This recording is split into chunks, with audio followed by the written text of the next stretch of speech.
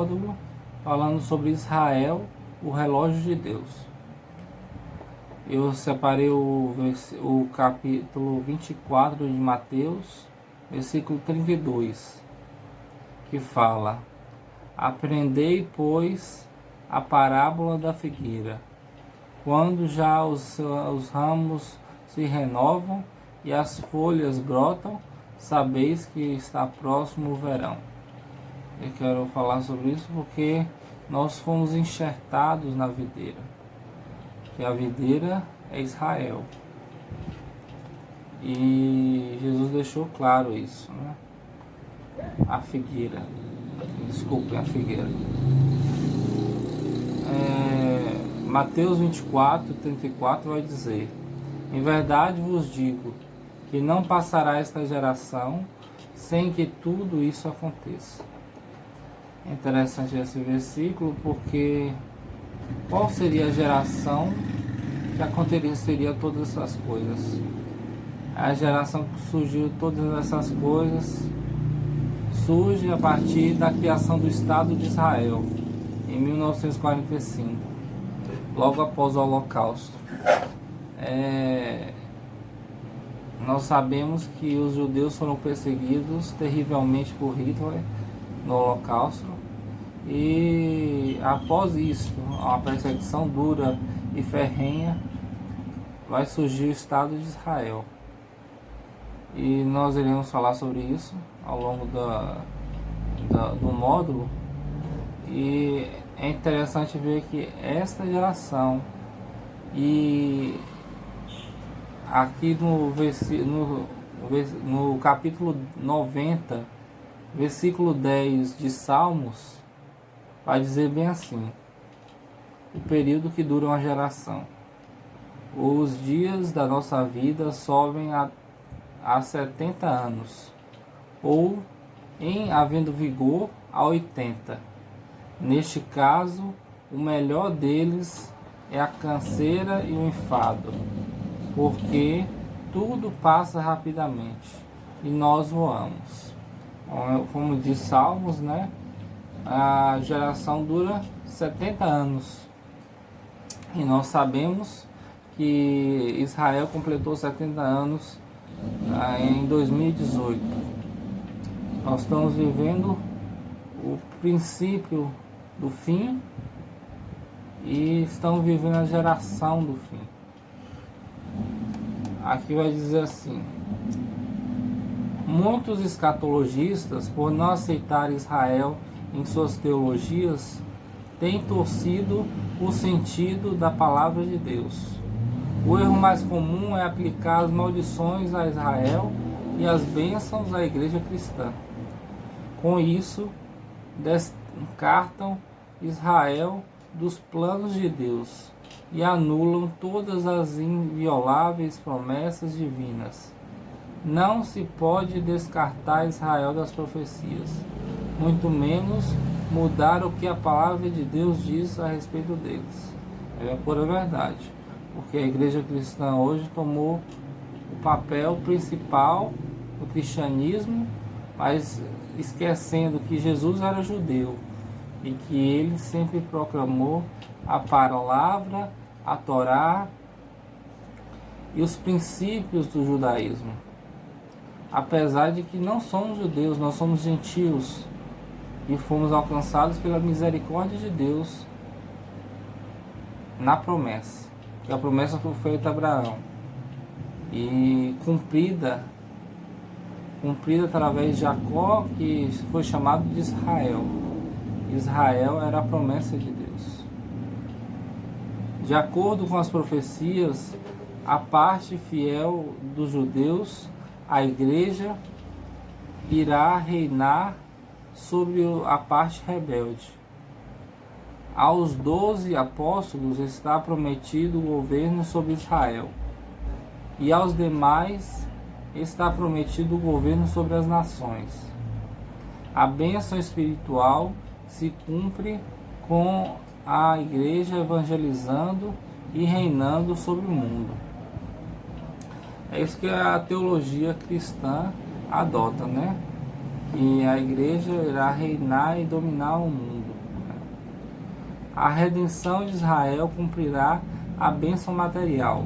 Quando o Messias aparecer pela segunda vez, Israel se tornará poderosa nação na terra e liderará a regeneração planetária.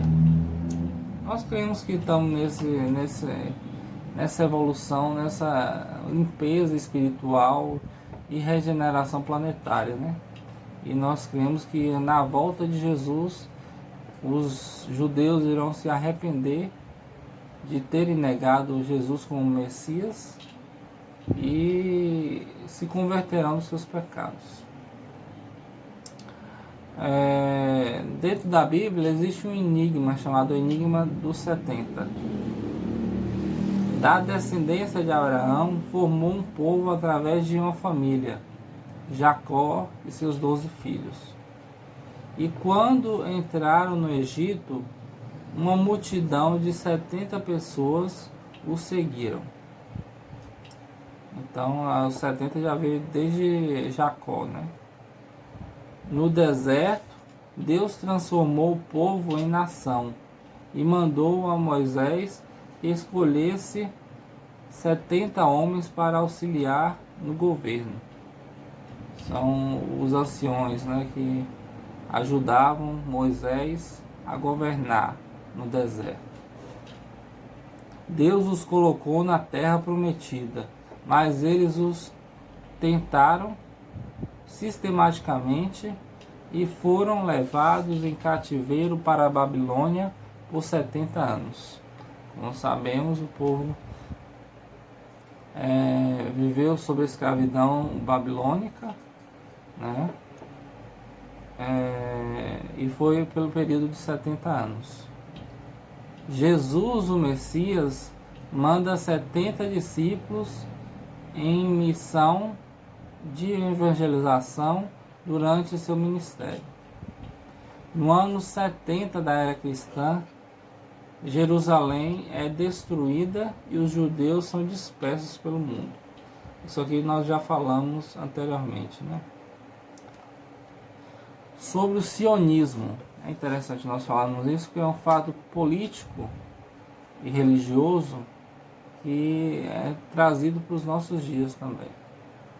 O sionismo, o movimento sionista, foi criado por intelectuais judeus no início da década de 1890 e tinha por objetivo principal o combate ao antissemitismo, que subsistia na Europa desde a Idade Média e que havia se intensificado no século XIX. Aos poucos, na virada do século XIX para o século XX, os terrenos situados entre as colinas de Golã, a península do Sinai e o Rio Jordão foram sendo arrendados pelos judeus, que começaram também a migrar para a região nesse mesmo período. Após a Primeira Guerra Mundial, o Império Otomano, que antes garantia a unidade das nações muçulmanas, fragilizou-se e fragmentou-se. Ao seu término, muitas das nações outrora submetidas à autoridade otomana conquistaram a independência política, como a Turquia. Outras, como a Palestina, por não constituírem uma unidade política definida e, evidentemente, pela então presença massiva dos judeus no mesmo território, não puderam formar imediatamente um Estado. É uma luta que é até os dias de hoje, né? Que a Palestina luta para constituir um território naquele território que é de Israel hoje, né? Os sionistas, como Theodor Herzl, pregavam o retorno dos judeus para a sua região de origem, a Palestina, a terra prometida, a fim de formarem lá um Estado moderno aos moldes das nações ocidentais, como forma de autodeterminação do povo judeu. Como sabemos, desde o ano 70 depois de Cristo, que o templo foi destruído, os judeus foram dispersados, como acabamos de falar. A partir desse período, os judeus não vão ter mais uma terra de origem. A terra que foi tida como promessa para eles não seria mais deles. Eles viveriam em dispersão pelo mundo. Mas eles vieram a se juntar depois da Segunda Guerra Mundial.